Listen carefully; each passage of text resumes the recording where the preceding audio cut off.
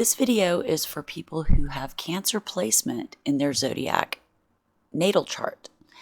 And most people have some sort or form of Cancer placement in their chart, which is really quite interesting.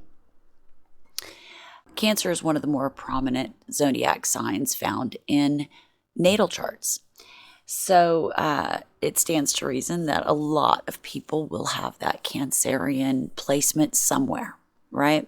I personally am a Cancer sun with a Capricorn rising, an Aries moon, and a Sagittarius north node. So you can kind of see why my interest leans towards that of the unseen or the non-physical. And it's kind of the driving interest is that north node in your direction, your directive. For people with Cancer being their prominent sign, it can be a ruler of your emotions in a lot of ways. As a Cancerian, I've found that sometimes we don't necessarily land on something that sticks forever. You know, like some people are like, I'm going to be this, and they're a doctor or a lawyer or whatever the case may be. You know, they find their interest and they stick with it forever. But I find that with Cancerians, we have so many interests and we move from project to project very, very quickly. And some of us Cancerians have, feel a lot of guilt and beat ourselves up because we can't seem to stick to one thing. And it's in our nature not to. It's in our nature to move indirectly, of course, and it's also in our nature to look for new things and to find new inspiration and new creative ways of expression. And so for, the Cancer that are out there that are like, look, I can paint, I can sing, I can do all the things that anybody can do. I can wear 100 hats, but not one of them is something that I feel like I want to just do that for the rest of my life, And it's totally acceptable to say, actually, maybe I don't need to settle on just one thing. Maybe my focus doesn't need to be on just one thing. Maybe my focus should be on many things, right? And depending on where your placement is, that could be relevant to you in many different ways. That could hit you in the area of career or home or friends or finances, whatever the case may be.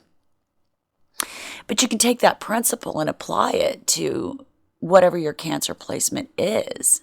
And for those of us who are sun sign Cancer, it's extremely potent for us, that feeling, that drive to pursue new things, to be creative in new ways. We just don't do well at doing the same thing over and over again or staying committed too long to one kind of project or idea or concept.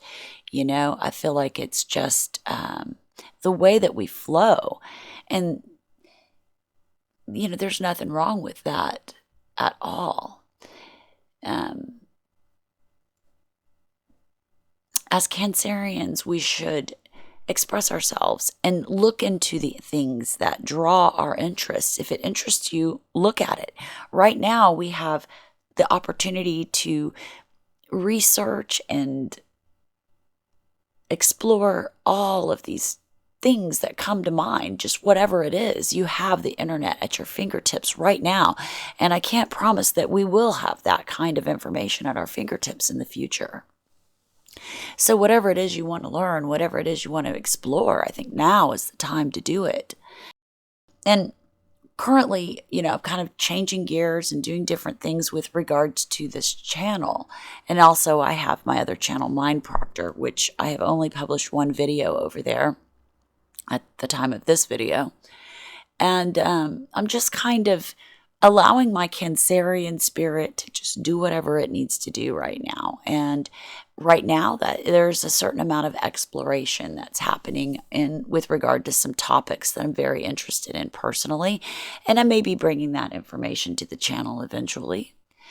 But for me right now, I can't afford to have my focus taken away from where it needs to be for me. And so, I'm going to put whatever content that I feel comfortable putting up during this time. I'm not going to stick to a set schedule or channel release schedule.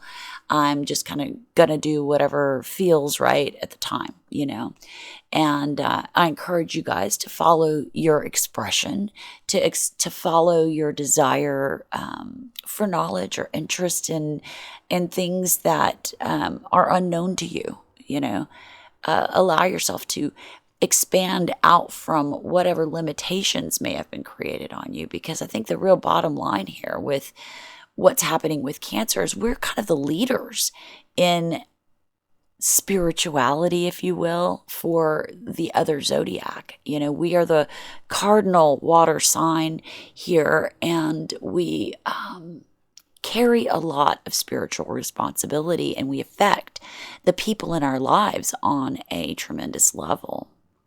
And that's very powerful. And being a sun sign Cancerian, or even, a moon or rising Cancerian, those are very prominent aspects that comes with the responsibility of kind of guiding people to the things that are right for them, guiding our people to understanding and connection. And I see so many of us are prevalent in society, especially on the internet. There's a lot of very prominent Cancer signs that are being heard right now. And I think that's beautiful, because that's something that we need as a society in order to help us to push through this period that we are really kind of feeling stuck in. I don't think that we're actually stuck, but it feels like it. And it's that transition period into understanding and connection on a higher level.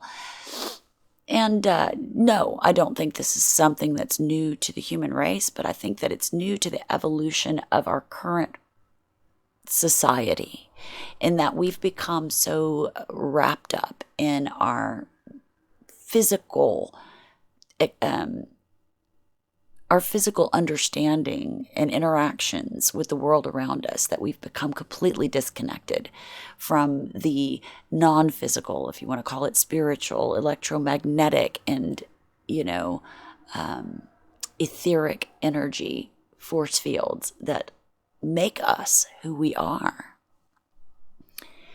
And so for Cancer right now, to not allow themselves to be trapped in some mental place or trapped with their focus in the wrong area, allow yourself to expand that focus into things that interest you and make that an example for the others around. And I feel that most people are going to find good from exploring the unexplored things that interest them. And so we're moving closer to spiritual understanding as a collective, as a society.